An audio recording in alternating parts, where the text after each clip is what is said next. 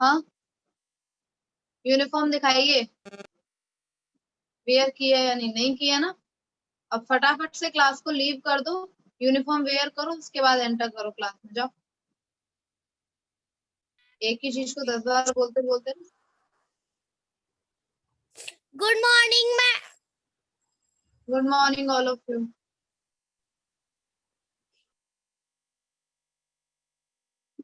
चलिए, so today we will start the first chapter of the syllabus which have been started after half yearly exam। ठीक है, तो आपके half yearly exam के बाद जो आपका फर्स्ट चैप्टर स्टार्ट होगा, that is chapter number 8, air and water. So open chapter number 8, air and water. Open chapter number 8, air and water. Good. So आपके अकॉर्डिंग एयर क्या है? आपने नाम तो सुना ही होगा सबने एयर का। एयर क्या है बताइए, जिसको भी पता है वो हैंड रेस करिए। What is air? मैम हवा। ठीक है, हवा इज जस्ट, जो आपने हिंदी बताई। देखो, अगर मैं एयर का देखूं, एयर क्या होती है?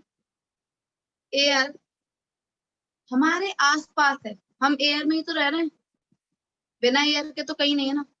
हमारे आसपास पूरे एरिया में, हम जहाँ भी रह रहे हैं, हमारे आसपास सब में क्या फैली हुई है? एयर फैली हुई है ना। एयर ने हमको चारों तरफ से ढका हुआ है, चारों तरफ से कवर किया हुआ है।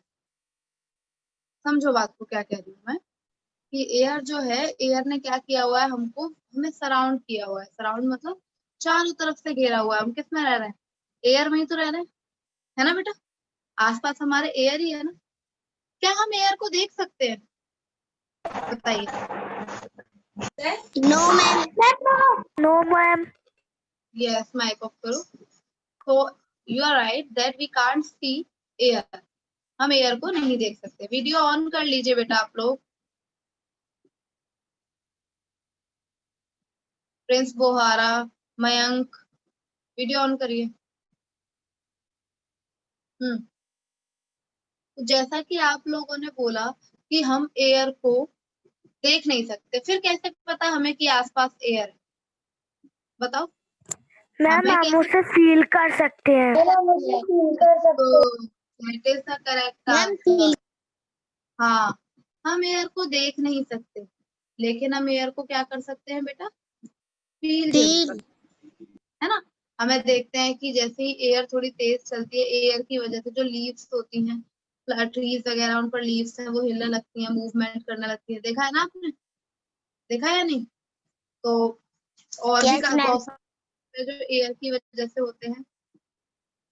तो आप लोगों को क्या याद रखना है कि आपसे पूछा जाए व्हाट इज एयर, तो आप बोलोगे air is surrounding us and it can never be seen but we can feel the air.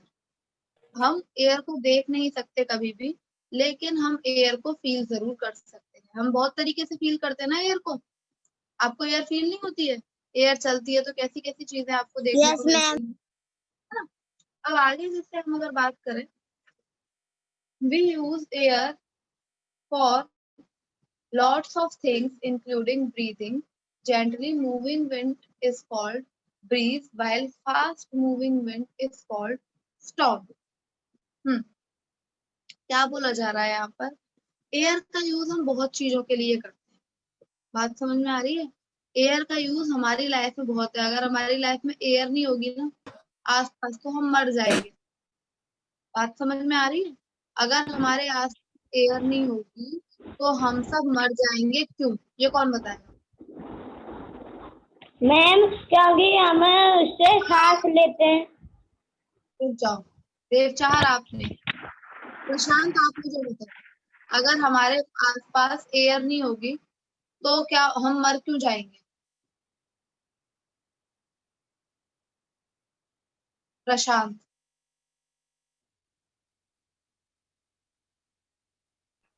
सिर्फ देख को पता है। हाँ प्रशांत, मैं ये पूछ रही हूँ, मैंने आपसे बोला कि अगर हमारे आसपास एयर नहीं होगी तो हम सब मर जाएंगे, तो आपको ये बताना है ऐसा क्यों होगा।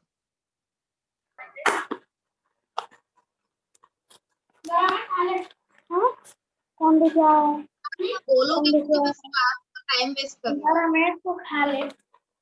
देख मैम एयर नहीं होगी तो हम मर ही जाएंगे। क्यों बेटा, यही तो मैं पूछ रही हूँ, क्यों, ऐसा क्या है जिसकी वजह जो जिसकी वजह से हम मर जाते हैं अगर एयर नहीं होगी तो।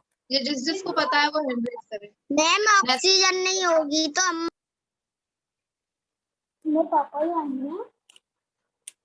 देखो प्रशांत, अब अपना माइक ऑफ कर लो, आप 1 घंटे में आंसर दोगे तो उसके लिए फ्री नहीं बैठे।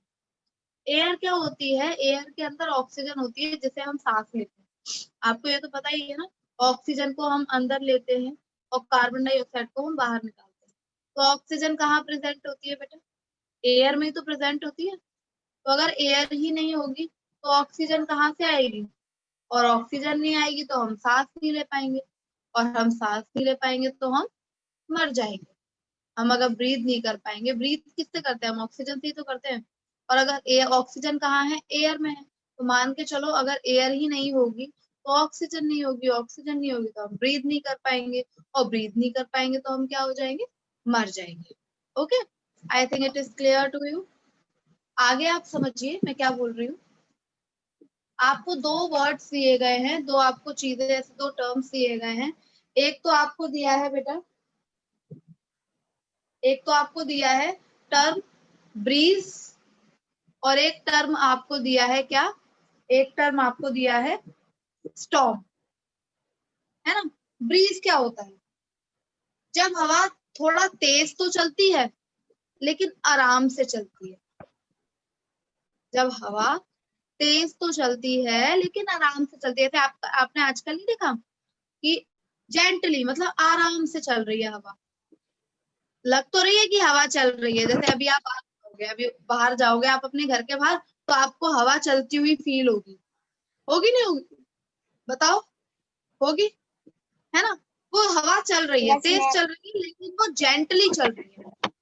जेंटली मतलब आराम से चल रही है, आराम से, धीरे धीरे हवा, मतलब जेंटली। जब विंड चले, बात सुनो मेरी, जब हवा चले तेज, मतलब हवा जब चले आराम आराम से, जेंटली, जेंटली मतलब धीरे धीरे आराम आराम से चले, जो हवा हमें अच्छी लगती है। सुबह सुबह आप निकलते तो कितनी अच्छी सी हवा चलती है, आप बाहर जाके देखोगे तो ये जो एयर है इसको हम ब्रीज बोलते हैं। अगर मैं आपसे पूछूं व्हाट इज ब्रीज, तो आपको सिंपल 3 वर्ड्स बोलने हैं, जेंटली मूविंग विंड।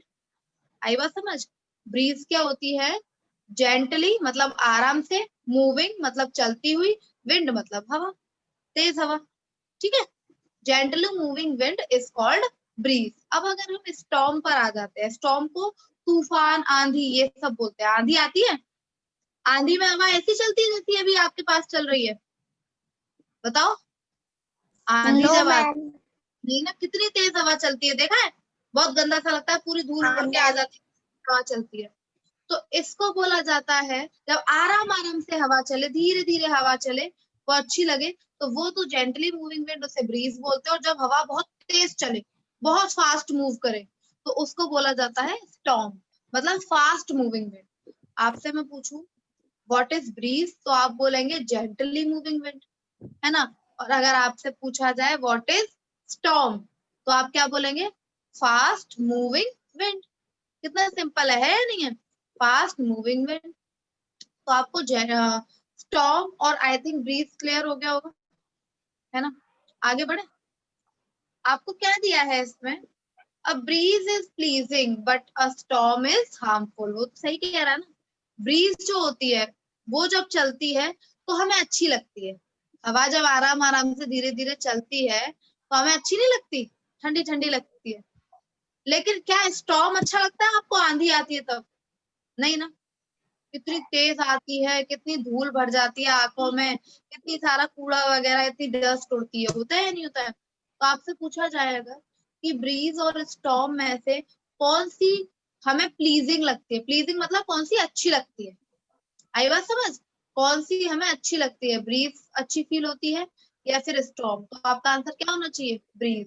स्टॉर्म अच्छा फील, ठीक है। स्टॉर्म तो बहुत तेज चलती है, आंधी वगैरह धूल वगैरह इतनी सारी हो जाती है, इस वजह से। माइक किसका ऑन है? तन्वी बंसल, माइक ऑफ करो और वीडियो ऑन करो।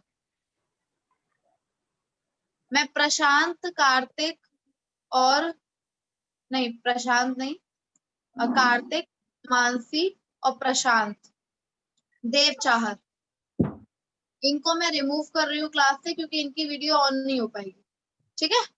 रिमूव कर देती हूँ आप लोग। मैम तो हमारी यहाँ तो ऑन है मैम, पार्टिसिपेट में मैम ऑन नहीं आ रही। चलो ठीक है, कोई नहीं। कार्तिक लवानी क्यों ऑफ की हुई है वीडियो बेटा?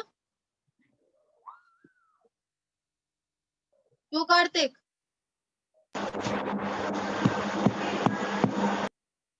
और तन्वी आपने क्यों वीडियो ऑफ की हुई है? मैम अपरूट माने क्या होता है? अप्रूव कहाँ पर दिया है? मैम जो मैम आपने अभी लाइन बोली थी 58 पेज नंबर पे, UPROOT। मैंने बोली कहाँ पर? मैम आप ब्रीजेस प्लीजिंग बट अभी अ मैंने स्ट्रॉन्ग। बोली नहीं है वो लाइन बेटा, अभी वो लाइन आएगी तब मैं उसका मतलब बताऊंगी आपको कि अप्रूव का मतलब क्या होता है। मैम तो जो एटमॉस्फेयर किसे कहते हैं?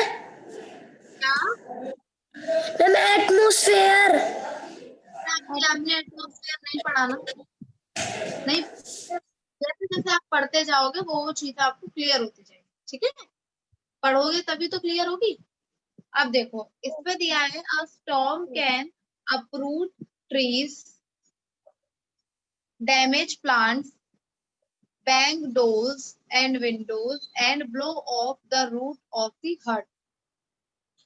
जब स्टॉर्म आता है, स्टॉर्म मतलब आंधी आ जाए, हम्म, आरुषि गर्ग बात को सुनना होता है, अभी क्वेश्चन पूछे जाएंगे आपसे, आंसर नहीं मिले ना मुझे तो बड़ी परेशानी हो जाएगी। समझ में आ रहा है आरुषि गर्ग?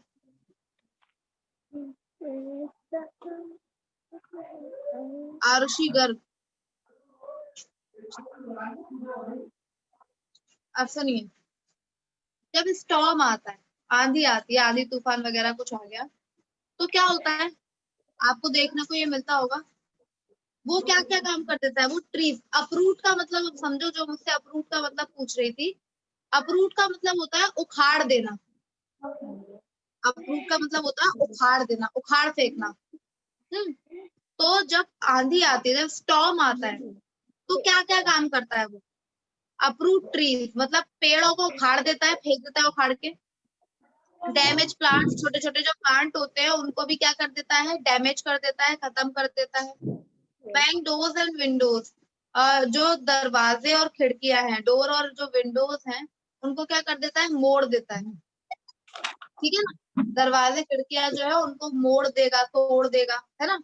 और जो झोपड़ियां होती हैं, हट जो होती हैं, उनकी जो छत होती है, रूफ बोला तो, सॉरी रूफ बोल दिया था, रूफ आएगा वहां पे।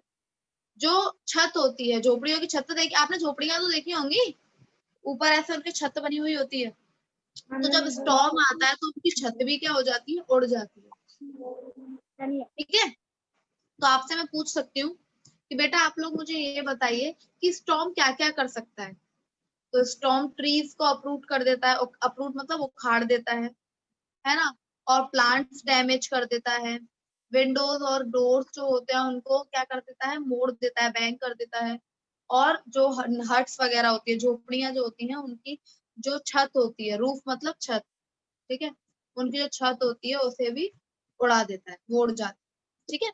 तो स्टॉर्म जब भी आएगा आपको ये कंडीशंस देखने को मिलेंगी, आपने देखी भी होंगी। अभी कुछ टाइम पहले ही आंधी इतनी तेज आई थी, तूफान टाइप का आया था, तो आपने देखा नहीं था कितने सारे प्लांट, कितने सारे ट्रीज टूट गए थे। याद नहीं होगा आपको बट होता है। अब आगे देखो क्या दिया है, the layer of air surrounding the earth is called the atmosphere. क्या बोल रहा है ये? अब आपकी एक टर्म आई यहाँ पर जिसका नाम है एटमॉस्फेयर। क्या नाम है बेटा? एटमॉस्फेयर। अब आपको ये पता होना चाहिए कि एटमॉस्फेयर होता क्या है ना।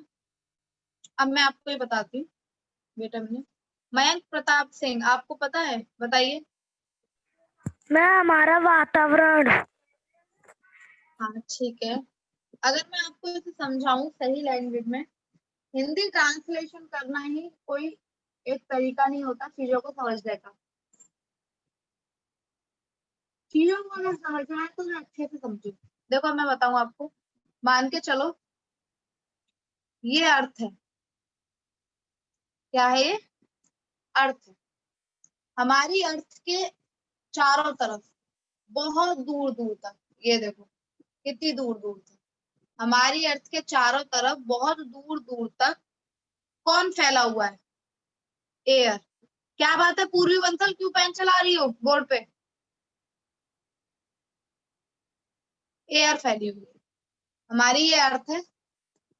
और इस अर्थ के चारों तरफ बहुत दूर दूर तक, बहुत दूर दूर तक कौन फैला हुआ है? एयर। तो ये जो एयर फैली हुई है इतनी दूर दूर तक, इस एयर को ही एटमॉस्फेयर बोलते हैं। आई बात समझ कि नहीं आई? आ गई होगी मे बी। क्या बोल रही हूँ मैं, कि हमारी जो अर्थ है, अर्थ के चारों तरफ क्या फैला हुआ है दूर दूर तक? एयर।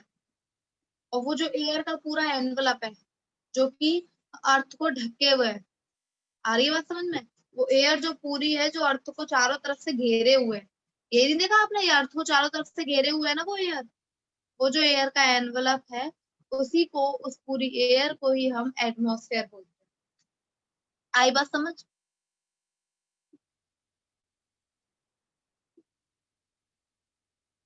बताओ, आ गई ना सबको समझ में? ठीक है। तो एटमॉस्फेयर का मतलब भूलना नहीं, कि एटमॉस्फेयर का मतलब जो एयर होती है वो हमारी अर्थ को चारों तरफ से घेरे हुए है। तो वो जो एयर का एनवलप है जो अर्थ को चारों तरफ से घेरे हुए है, उस एनवलप को ही हम बोलते हैं क्या? एटमॉस्फेयर। ठीक है। अब आगे देखो आपको क्या दिया है। Above the atmosphere is vast empty space, there is no air in space. फिर आपके दिमाग में यह आ रहा होगा कि मैम ने बोला कि अर्थ के चारों तरफ बहुत दूर दूर तक एयर फैली हुई है। यही तो बोला अभी मैंने आपको, जिसे एटमॉस्फेयर बोलते हैं। लेकिन उस एयर का एंड भी तो होगा कहीं, पूरे में एयर थोड़ी फैली हुई है, बहुत दूर दूर तक फैली हुई है, लेकिन वो एयर भी एक जगह पर जाकर खत्म हो जाती है। एयर अर्थ के तो बहुत दूर दूर तक फैली हुई है, अर्थ के चारों तरफ। लेकिन दूर दूर तक फैलने के बाद एक पॉइंट ऐसा भी तो आता है जब उसके बाद नहीं होती है। तो उस जगह को क्या बोलते हैं जहां पर एयर खत्म हो जाती है, और उसके बाद वो एयर है ही नहीं। मान के चलो, देखो मैं बताऊं आपको। पहले सुनो मैं क्या कह रही हूँ। मान के चलो ये अर्थ है ना? एयर जो है ये ऐसे फैली हुई है, ठीक है? यहाँ तक एयर फैली हुई है, लेकिन यहाँ तो कुछ नहीं है अब खाली जगह में। तो ये जगह क्या हुई? ये जगह यहाँ क्यों भाई? सिमी सिंह, पेन क्यों चला रही हो?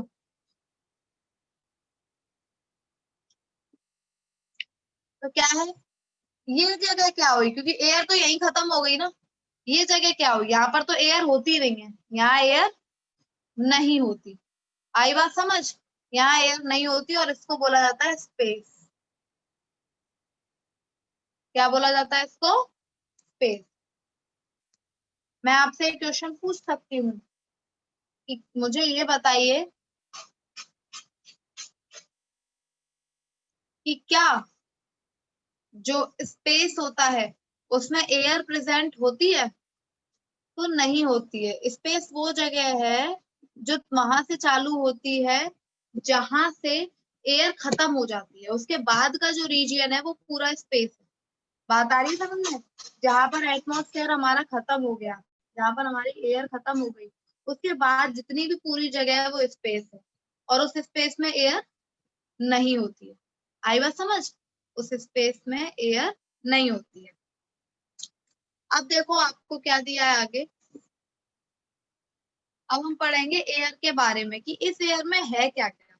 हमारे सराउंडिंग में जो इतनी एयर स्प्रेड की हुई है, इतनी एयर फैली हुई है, इस एयर में है क्या क्या चीजें। तो आपको दिया है किसमें? Composition of air. किसमें दिया है बेटा? Composition of air. जैसे आपको कैन यू टेल में दिया है पहले हम कॉम्पोजिशन ऑफ एयर पढ़ेंगे, फिर देखेंगे कैन यू टेल में क्या कह रहा है वो। Air is made up of many gases. Air जो होती है उसके अंदर क्या होता है, एयर के अंदर बहुत सारी गैसेस होती है। आपसे पूछा जाए एयर में क्या होता है बेटा, क्या होता है एयर में, तो आप बोलोगे बहुत मैनी गैसेस। क्या बोलोगे आप, मैनी गैसेस। अब नाम देख लो इन गैसेस के, oxygen, carbon dioxide, nitrogen and water vapour. आपसे मैं पूछूंगी कि एयर के अंदर क्या क्या चीजें होती हैं। एयर के ये बोल सकते हैं what does air consist of, air में क्या क्या होता है, तो आप क्या बोलेंगे, oxygen, nitrogen, carbon dioxide and water vapour. चार ही चीजें तो याद रखनी है, oxygen, nitrogen, carbon dioxide and water vapour. ये चारों चीजें एयर के अंदर प्रेजेंट होती हैं। अब आपके दिमाग में ये आ रहा होगा कि क्या सब बराबर बराबर होती हैं, कि जितनी ऑक्सीजन है उतनी ही कार्बन डाइऑक्साइड होगी, उतनी ही नाइट्रोजन होगी और उतनी ही वाटर वेपर होगा। नहीं, ऐसा नहीं होता है। मैं आपको बता देती हूँ कॉम्पोजिशन ऑफ एयर, ठीक है। तो जो चार गैसेस आपको बताई मैंने, आप ये नोट डाउन करेंगे अपनी रफ नोटबुक में, या फिर मैं स्क्रीन पर शेयर करती हूँ। वेट अ मिनट, देखो मैं आपसे क्या बोल रही हूँ कि एयर के अंदर 4 कंपोनेंट प्रेजेंट होते हैं, है ना, यही तो बताया मैंने। तो आपको अगर ये पूछा जाए कि हाँ तुमने बता दिया कि इतने कंपोनेंट प्रेजेंट होते हैं, तो आपको ये भी तो बताना पड़ेगा कि चलो इतने कंपोनेंट प्रेजेंट हैं, कोई बात नहीं है, प्रेजेंट रहने चाहिए, लेकिन कितने कितने परसेंट है भाई, ये भी तो आपसे पूछ सकता है कोई कि बताओ भाई ये कार्बन डाइऑक्साइड कितनी होती है एयर के अंदर, नाइट्रोजन कितनी होती है एयर के अंदर, या फिर अगर मैं बात करूं तो वाटर वेपर कितने होते हैं, या फिर आपकी लाइक नाइट्रोजन कितनी होती है। ठीक है, तो वो चीजें आपको याद रखनी है, मैं आपको अभी बता देती हूँ, ठीक है। स्क्रीन पर शेयर करूंगी, अपनी रफ नोटबुक में लिख लेना, क्योंकि आपको पता तो है ही कि मैं कभी भी पूछ सकती हूँ, है ना।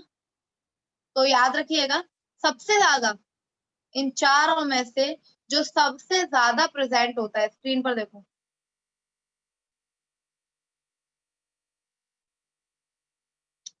सबसे ज्यादा जो इन चारों में प्रेजेंट है वो है नाइट्रोजन। वो कौन है, नाइट्रोजन। नाइट्रोजन एयर में कितनी होती है प्रेजेंट, सबसे ज्यादा 78%। आई बात समझ, नाइट्रोजन एयर में सबसे ज्यादा प्रेजेंट होती है, कितनी, 78%। नाइट्रोजन के बाद आती है ऑक्सीजन। ऑक्सीजन ये कितनी प्रेजेंट होती है, तो ऑक्सीजन होती है 21%। ऑक्सीजन कितनी प्रेजेंट होती है बेटा, 21%। ऑक्सीजन के बाद आती है आपकी क्या, क्या बोलूं मैं, हाँ, ऑक्सीजन के बाद आएगी आपकी कार्बन डाइऑक्साइड। कार्बन डाइऑक्साइड ये आपकी प्रेजेंट होती है 0.03% या 0.03%। और वाटर वेपर जो होते हैं आपके, वो आपके 0.2%। कार्बन डाइऑक्साइड 0.3 होती है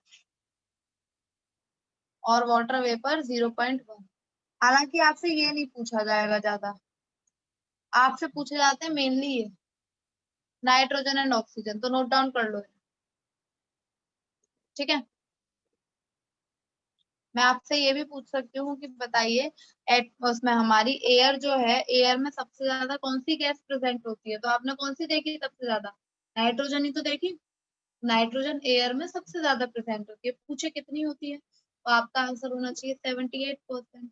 after that, apart from these, dust and germs to get it to air. इन चारों चीजों के अलावा भी और भी चीजें होती हैं एयर में, जो हमने चारों चीजें पढ़ी है, oxygen, carbon dioxide, nitrogen and water vapour, इसके अलावा भी डस्ट और जर्म्स, क्या बोल रही हूँ मैं, डस्ट और जर्म्स, ये भी आपके एयर में ही प्रेजेंट होते हैं। इन चारों के अलावा डस्ट और germs. Air also has a lot of harmful gases such as smoke. इसके अलावा और भी एयर के पास हार्मफुल गैसेस भी होती हैं, ऐसी गैसेस जो हार्म करती हैं, और उनको क्या बोला जाता है? स्मोक। क्या बोलते हैं? स्मोक। वैसे धुएं को बोला जाता है, तो स्मोक भी प्रेजेंट होता है एयर में। Smoke is harmful for us. Smoke में क्या होती है? हार्मफुल गैसेस होती है जो परेशान करती है। Smoke makes the air dirty. Smoke air को क्या बनाता है? डर्टी। मैं आपसे पूछ सकती हूँ, बताइए एयर को डर्टी कौन बनाता है? तो आपका आंसर क्या होता है? स्मोक। अगर मैं आपसे पूछूं कि which component of air makes the air dirty, तो आप बोलेंगे स्मोक। आगे आपको दिया है it causes pollution and make people sick. Smoke की वजह से पॉल्यूशन होता है और लोग बीमार पड़ जाते हैं। स्मोक की वजह से क्या होता है? पॉल्यूशन होता है और लोग क्या पड़ जाते हैं बेटा?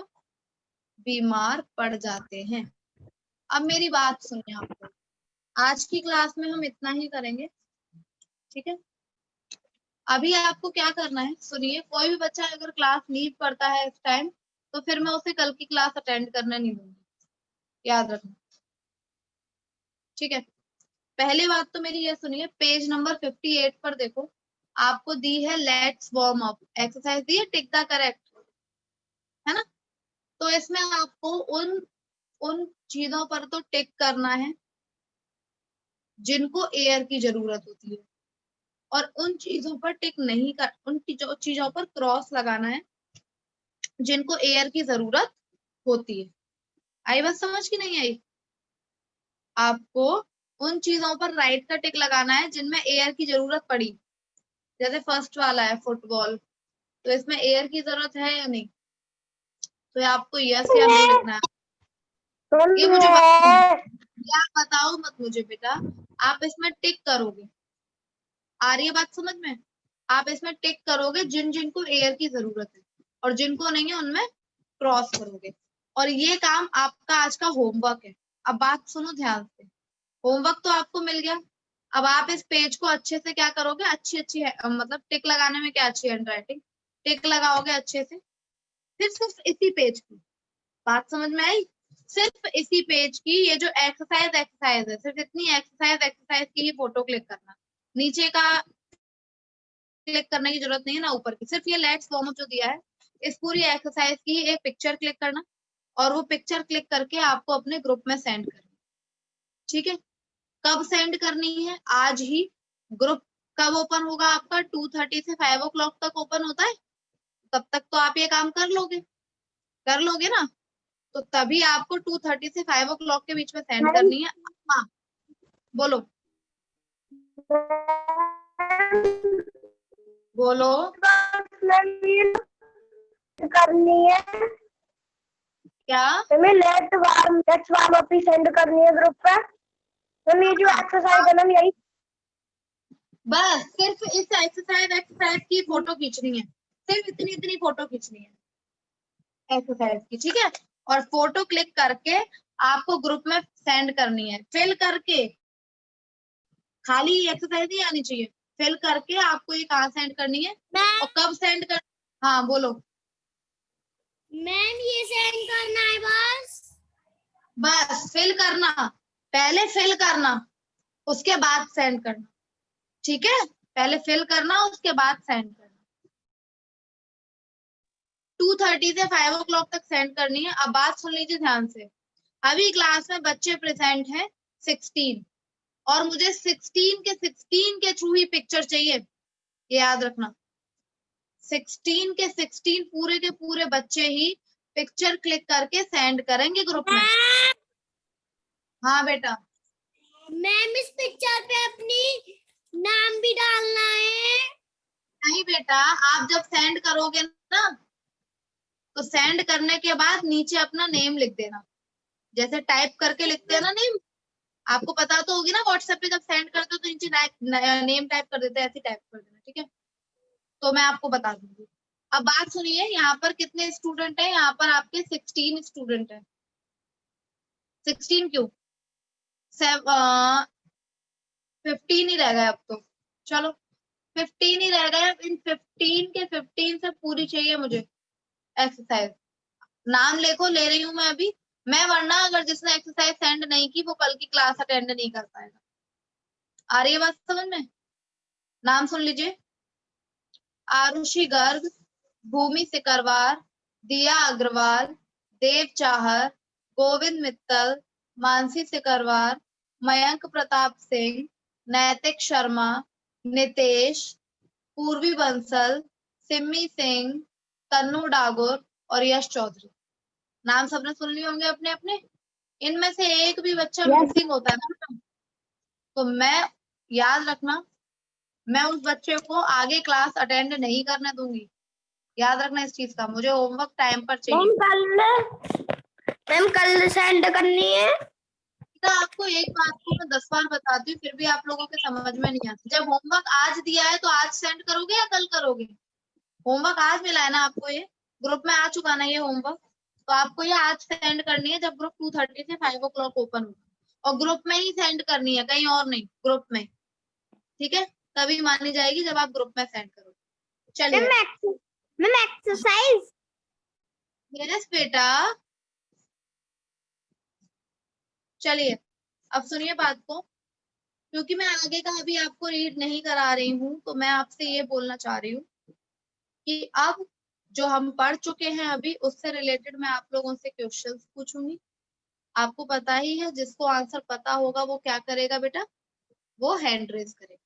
ठीक है, चलिए तो first question is can we see the air?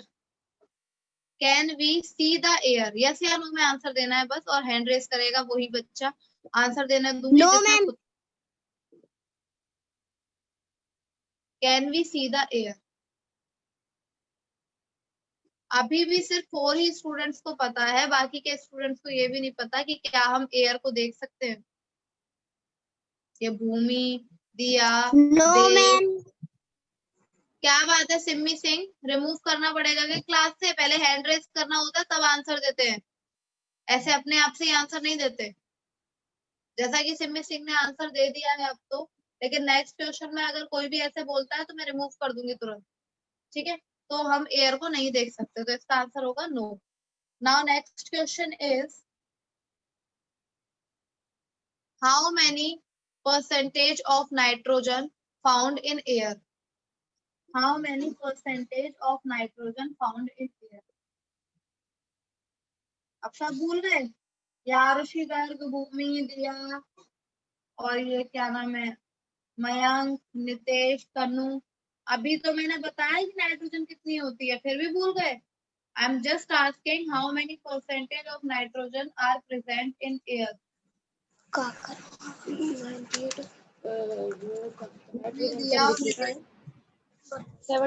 Answer मुझे इसका आंसर देंगे गोविंद मित्तल। बताइए Govind. 78%. Okay, correct answer. Now next question is define breeze. Define breeze. Raise your hand. Define breeze.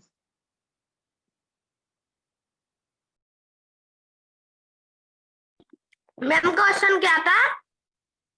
Question is define breeze.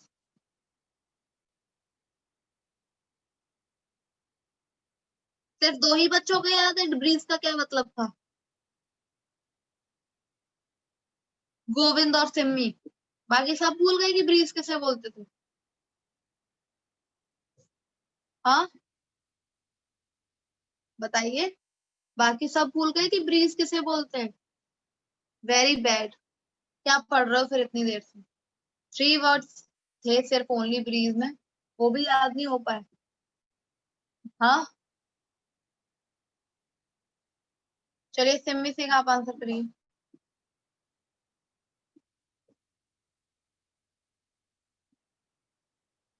Simmi Singh.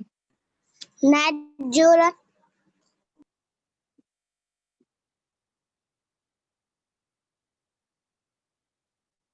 बताओ सिम्मी।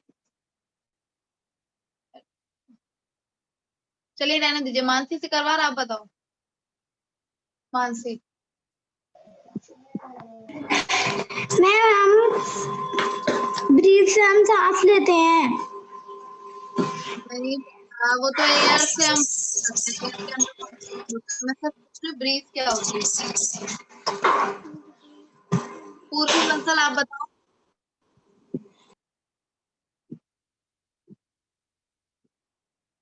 पूर्वी बंसल। मैम डिफाइन की ma'am breathe की define. Yes. Ma'am air is ma'am air is all around us. गलत। दिया अग्रवाल आप बताओ। बहुत में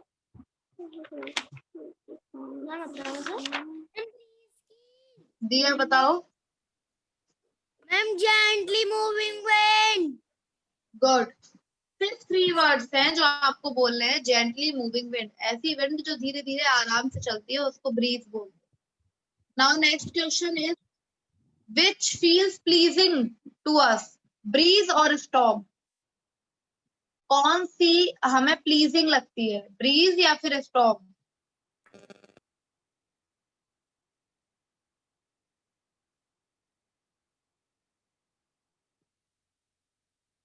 मयंक प्रताप सिंह बताओ। Ma'am breeze. Bridge.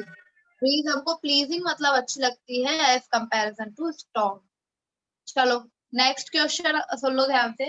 Next question is what is atmosphere?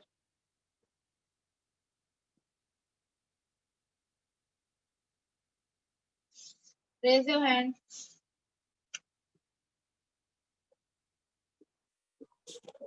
चलिए इसका आंसर मुझे पूर्वी बंसल देगी।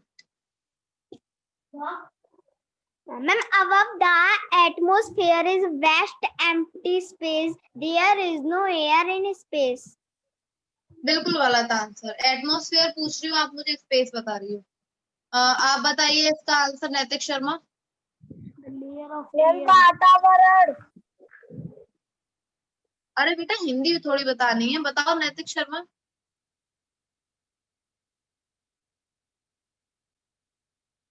देव चाहर आप बताइए। देव चाहर। मैम वातावरण होते। वो तो हिंदी मतलब है बेटा, हिंदी थोड़ी पूछ रही हूँ। आप बताइए Mansi Sikarwal. And the layer of air surrounding the earth is called the atmosphere. Yes, the layer of air.